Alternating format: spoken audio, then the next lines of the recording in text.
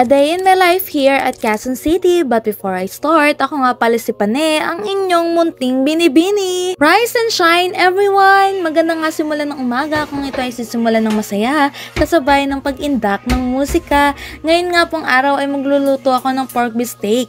Meron na nga po may narinate kagabi kaya oras na para ito ay lutuin. First time ko nga po magluto ng pork beef steak kasi hindi naman to masyadong niluluto sa amin.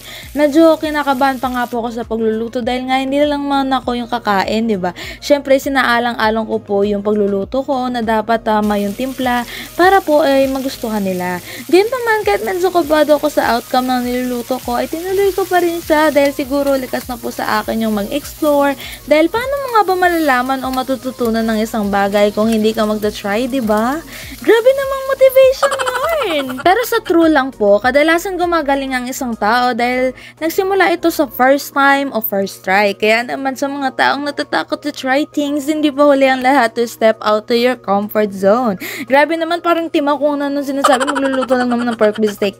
Balik na nga po tayo sa niluluto ko. Naglagay na nga rin po ako ng white onion at yung pork na frinay ko kanina at syempre hinalo ko na rin po siya para po mas pantay yung lasa niya.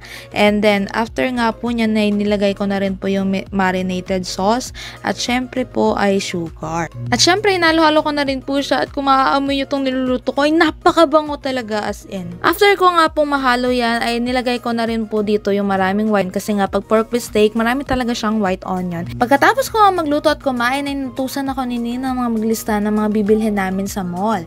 Malapit-lapit na rin po kasi yung ika-10 months ni baby na aking kinakapatid kung kaya naman bibili kami ng mga maaring panghanda doon. Naligo nga po ako dahil pupunta po kami sa mall para mamili nga po ng mga kailangan namin. Medyo excited pa po ako dahil nga po pag-usapang pamimili na sa grocery store ay gustong-gusto ko talaga siyang ginagawa. Siguro ganito talaga kapag medyo tumatanda na.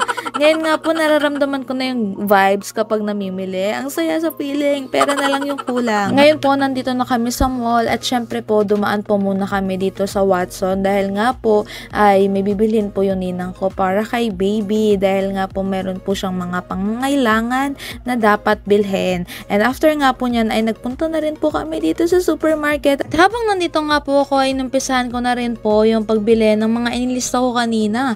Mga 5 putahe rin po kasi yung lulutuin namin sa birthday ng kinakapatid ko kung kaya naman dapat wala po talagang magkulang. Habang bumibili po nga po ko dyan, medyo nagugulat pa nga po ko sa mga price dahil nga po ang mahal na po ng bilihin ngayon, grabe. Sa 1K parang kakaunti na nga lang po talaga yung pwede nating mabili.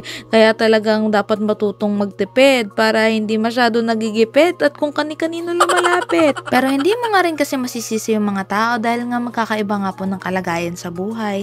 May mga times talaga nagipit tayo, nakakahiram tayo ng pera, pero dapat kung ikaw ay nanghihiram ay dapat isauli mo ito dahil pinaghirapan ito ng tao at syempre pasalamat na lang dahil nagtiwala pa sa iyo.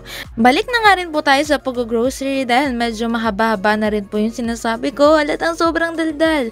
Bumili na nga rin po kami ng manok dahil bala ko nga po magpastil ngayon para ipatagim ito sa kanila. At syempre nga po yung ibang manok dyan ay stock naman sa ref. At bumili na nga rin po ng paminta dahil nga po wala na rin stock at the same time tong cucumber dahil nga po bala ko po si Ninang gawa ng cucumber salad.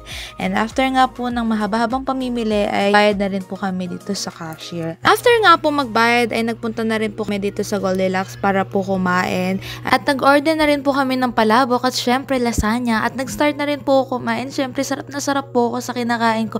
Lalo na po yung palabok dahil nga po ang sarap po ng gawa ng Goldilocks. After nga po niyan, hindi po papahuli ang favorite kong dessert. Walang iba kundi ice cream. Natutuwa pa nga po ako dito sa gelato dahil nga may free taste siya sa mga ice cream na gusto mo tikman. Bago ka makapag-decide ng ice cream na gusto mo o yung bet mong flavor. Ang napili ko nga po dyan ay yung roasted milk and cookies and superb po talaga yung lasa niya. Pagkatapos nga po niya na umuwi na rin po kami dahil nga po napagod na kami sa pamimili namin at syempre malapit na rin po kasi maggabi kaya kailangan na namin umuwi para na rin maayos na rin po yung mga napamili namin at nung matapos ko nga po lahat ng mga gagawin ko ay syempre po nag-ayos na rin po ako ng sarili ko at ready na rin po akong matulog. Kaya nga hanggang dito na lang and always remember, be humble and never think you are better than anyone else. Bye-bye!